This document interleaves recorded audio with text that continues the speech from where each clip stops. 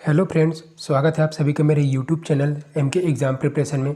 Friends, आज से हम केमिस्ट्री का लेक्चर स्टार्ट कर रहे हैं, जिसमें हम आज धातुएं, जिसमें आवर्त सारणी में धातुओं की स्थिति एवं सामान्य गुण का अध्ययन करेंगे। फ्रेंड्स, बहुत सारे कोचिंग्स पेड क्लासेस चला रहे हैं, लेकिन यहाँ पे आपको बिल्कुल फ्री में सभी मटेरियल अवेलेबल होंगे। आपको कुछ भी कॉस्ट नहीं देना पड़ेगा और आप मेरे टेलीग्राम ग्रुप से भी जुड़ सकते हैं।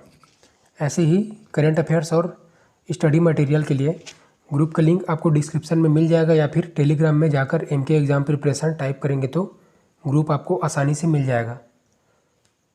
तो फ्रेंड्स, यहाँ पे याद रखिएगा, आवर्त सारणी में धातुओं की स्थिति एवं सामान्य गुण यही सिलेबस में दिया गया है। तो हमको उतना डीपली भी नहीं जाना है और उतना कम भी नहीं पढ़ना है, हमें बीच में रहकर पढ़ना है ताकि हमारा क्वेश्चंस ना छूटे। और वीडियो के एंड में मैंने क्वेश्चन आंसर करा रखा है, उसको भी आप लोग देख लीजिएगा कि किस टाइप के क्वेश्चन।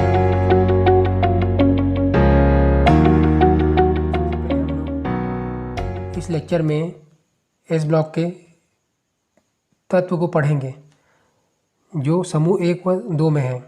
तो यहाँ पे हम लोग इसका कम्प्लीटली इसके गुण और जो स्थिति है उसको डिस्कशन करेंगे। सो फ्रेंड्स, हम लोग आज के लेक्चर में सबसे पहले एस ब्लॉक के एलिमेंट्स को पढ़ेंगे। तो आप सभी को यहाँ पे पता है, वर्ग 1 और 2 में जितने भी एलिमेंट्स हैं वो यहाँ पे आते हैं। यहाँ पे हाइड्रोजन को छोड़कर बाकी सारे एलिमेंट्स हैं। तो जिन तत्वों के अंतिम इलेक्ट्रॉन एस कक्षक या फिर उपकोष में प्रवेश करता है वे एस ब्लॉक के तत्व कहलाते हैं। याद रखिए, जिनके अंतिम इलेक्ट्रॉन एस कक्षक में प्रवेश करते हैं। एस कक्षक में अधिकतम 2 इलेक्ट्रॉन ही हो सकते हैं, अतः एस ब्लॉक में केवल 2 समूह ही रखा गया है, समूह 1 व 2। प्रथम समूह के तत्व lithium, sodium, potassium, rubidium, caesium और फ्रांसियम है, जो यहाँ पे आप लोग देख सकते हैं। वही प्रथम समूह के तत्व जल से क्रिया करके क्षारीय प्रकृति के हाइड्राइड बनाते हैं, अतः ये क्षार धातु कहलाते हैं। इसे भी बार बार एग्जाम में पूछा जा चुका है कि किस समूह के तत्व को क्षार धातु कहते हैं। तो प्रथम समूह के तत्व को क्यों कहते हैं, तो ये जल के साथ क्रिया करके हाइड्रोक्साइड बनाते हैं। ठीक है, आगे देखते हैं इसके और सामान्य बेसिक गुणों में।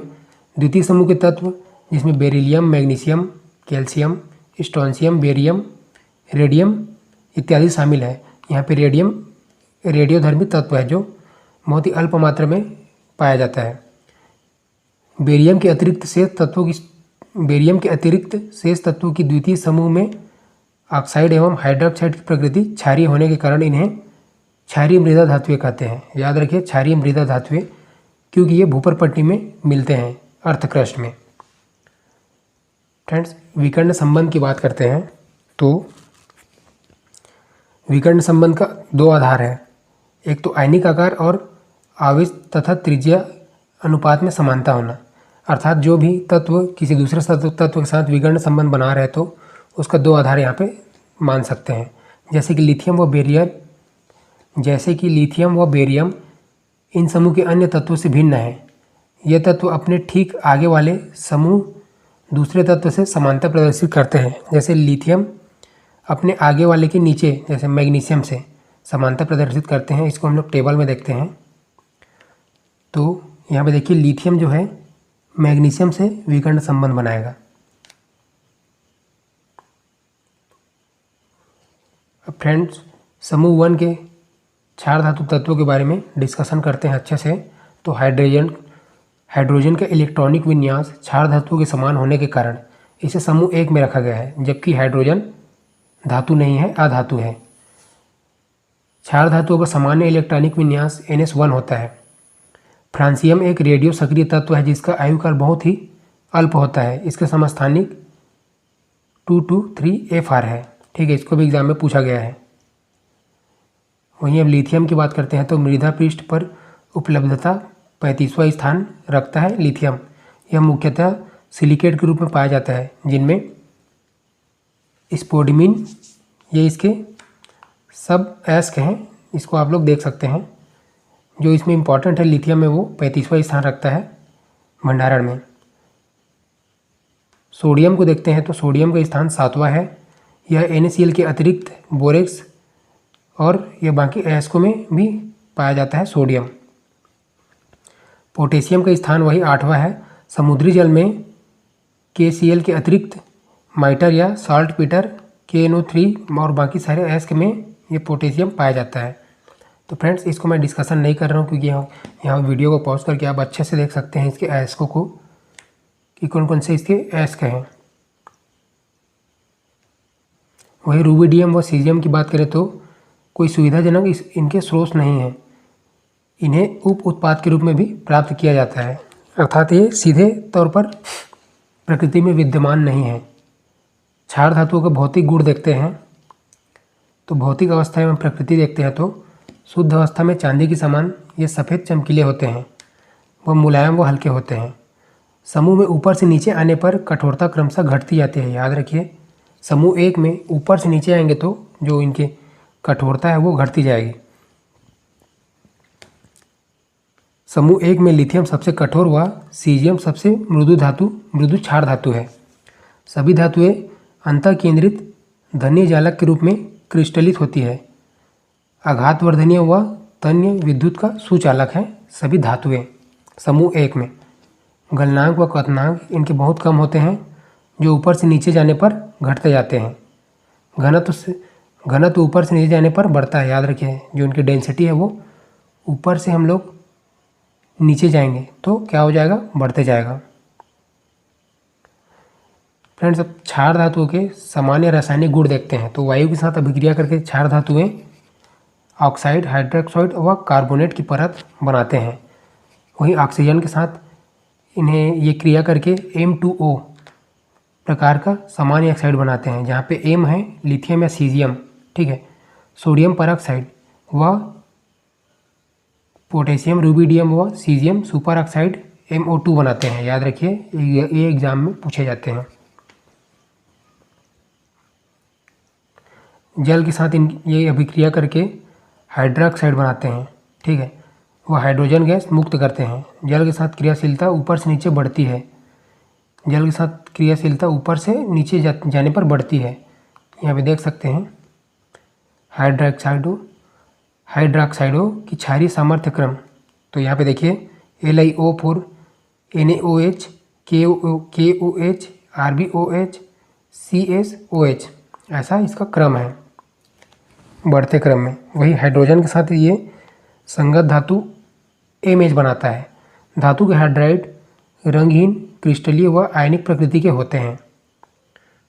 हैलोजनों के साथ इसका अभिक्रिया देखते हैं तो सभी क्षार धातुएं हैलोजनों के साथ तीव्रता से अभिक्रिया करके MX प्रकार के धातु हाइलाइट बनाते हैं। यहाँ पे देख सकते हैं आप लोग रिएक्शन में MX + X2 MX2। तो हैलोजनों के साथ इसकी अभिक्रिया यहाँ पे देखते हैं बढ़ते क्रम में। तो LiNaK, फ्रेंड्स ये ऐसे बढ़ते क्रम होगा, इधर से देखेंगे तो घटते क्रम हो जाएगा। 7वां देखते हैं सल्फर व फास्फोरस के साथ अभिक्रिया करके सोडियम सल्फाइड व सोडियम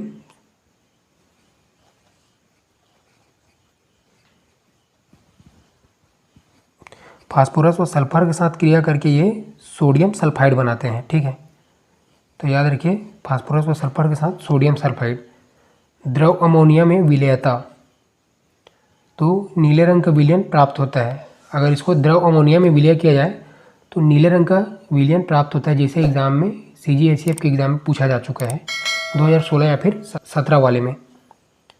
तो याद रखिए, नीले रंग का विलयन प्राप्त होता है।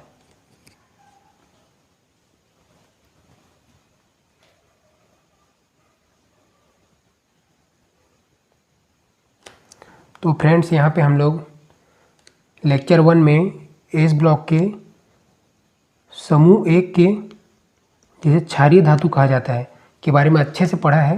और इससे रिलेटेड चलिए हम लोग क्वेश्चन देखते हैं। और हम लोग नेक्स्ट लेक्चर में समूह 2 के बारे में पढ़ेंगे, क्योंकि वीडियो एक ही लेक्चर में लॉन्ग हो जाएगी। तो यहाँ से हम लोग MCQ क्वेश्चन देखते हैं। तो यहाँ देखिए, क्षारीय सामर्थ्य का बढ़ता हुआ क्रम। तो इसका सही आंसर क्या हो जाएगा, ऑप्शन बी, क्योंकि वर्ग में नीचे जाने पर क्षारीय अभिलक्षण घटते जाता है। तो इसका बढ़ता हुआ क्रम BeO, MgO, CaO और BaO हो जाएगा।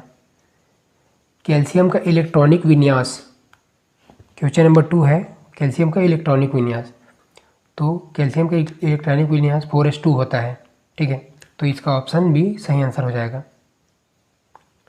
क्वेश्चन नंबर 3 देखिए, निम्न में से कौन सर्वाधिक वैद्युत धनात्मक है? तो इसका सही आंसर हो जाएगा ऑप्शन डी बेरियम, क्योंकि वर्ग में नीचे जाने पर विद्युत धनात्मकता बढ़ती जाती है, ठीक है। क्वेश्चन नंबर 4 देखते हैं, निम्न में से कौन सा धात्विक आयन पेशी संकुचन में महत्वपूर्ण भूमिका अदा करता है? फ्रेंड्स यहाँ पे ऑप्शन दिया गया था K+, Na+, Mg2+ और Ca2+। तो फ्रेंड्स यहाँ पे कैल्शियम शरीर से जुड़ा हुआ है, शरीर की हड्डियों से, तो पेशीय संकुचन में कैल्शियम महत्वपूर्ण भूमिका निभाती है। क्वेश्चन नंबर 5 है,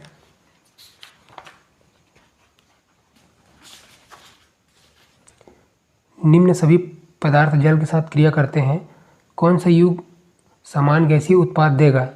तो इसका सही आंसर हो जाएगा ऑप्शन सी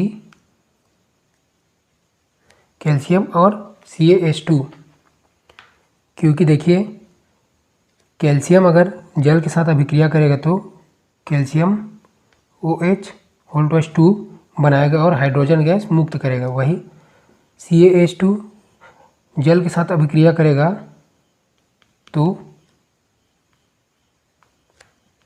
क्या बनाएगा? ये भी कैल्शियम हाइड्रोक्साइड बनाएगा, ठीक है, और हाइड्रोजन गैस मुक्त करेगा। तो इसका सही आंसर हो जाएगा ऑप्शन सी। क्वेश्चन नंबर 6 देखते हैं, तो निम्न में से कौन सा ज्वाला में ईंट जैसा लाल रंग देगा, मतलब जलाने पर?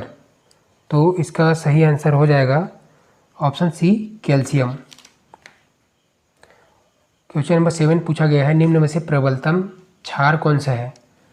तो बेरिलियम हाइड्रोक्साइड प्रबलतम क्षार है, क्योंकि बेरिलियम का जो विद्युत धनात्मकता होता है वो सबसे ज़्यादा होता है, सर्वाधिक होता है, क्योंकि यह सबसे ऊपर होता है। क्वेश्चन नंबर 8 है, लिथियम को वायु में गर्म करने पर क्या बनेगा? तो लिथियम डाइऑक्साइड और लिथियम ट्राइनाइट्राइड यहाँ पे बन जाएगा ऑप्शन सी।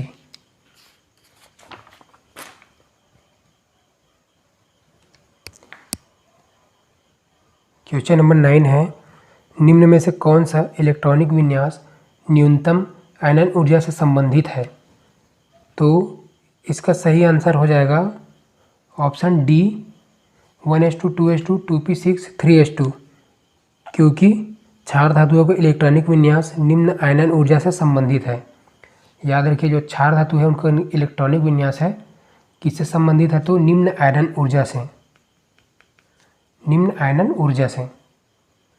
वही देखते हैं क्वेश्चन नंबर 10, KF एवं HF के निर्जल मिश्रण में कौन से आयन होते हैं? तो यहाँ पे आप रिएक्शन करा के भी देख सकते हैं, KF + HF, तो क्या हो जाएगा यहाँ पर K+ और प्लस HF2 बन जाएगा माइनस, तो यहाँ पे ऑप्शन डी सही आंसर हो जाएगा। क्वेश्चन नंबर 11 देखते हैं, तो क्वेश्चन नंबर 11 है, सोडियम अमोनिया विलयन में नीला रंग देता है। इसको हम लोग अभी थ्योरी पार्ट में पढ़े हैं। यह नीला रंग निम्न के कारण होता है, तो अमोनीकृत इलेक्ट्रॉन की वजह से होता है। क्वेश्चन नंबर 12 है, बेरिलियम, सीरियम, कैल्शियम और मैग्नीशियम को प्रथम आयनन ऊर्जा के घटते क्रम में व्यवस्थित कीजिए। तो यहाँ पे सही आंसर हो जाएगा option A, magnesium, calcium, cerium व बेरिलियम, क्योंकि बढ़ते हुए परमाणु आकार के कारण किसी वर्ग में नीचे जाने पर जो आयनन ऊर्जा है वो घटता जाता है। याद रखिए आयनन ऊर्जा। यहाँ आप देख सकते हैं क्वेश्चन कैसे आते हैं एग्जाम में। तो पोटेशियम की आवर्त सारणी में स्थिति क्या है? देखिए कितना सिंपल क्वेश्चन पूछा गया है, इसको भी बहुत सारे लोगों ने गलत करके आए होंगे। तो इसका सही आंसर हो जाएगा वर्ग 1 में है, आवर्त 4 में। यहाँ पे आवर्त मतलब यहाँ से देखेंगे, ठीक है, वर्ग मतलब ऐसा। एक और क्वेश्चन आया था कि द्रव अमोनिया में क्षारीय धातु के विलयन का नीला रंग किस कारण होता है? तो अमोनियम युक्त इलेक्ट्रॉन के कारण, E- के कारण, जिसको और भी ऊपर में बताया हूँ मैं। एक और क्वेश्चन आया था, आवर्त सारणी में निम्नलिखित समूह के तत्वों को चेलकोजन कहते हैं। तो ये अभी हम लोग आगे पढ़ेंगे। वर्ग 16 के तत्व को चेलकोजन भी कहते हैं, इसको हम लोग आगे पढ़ेंगे।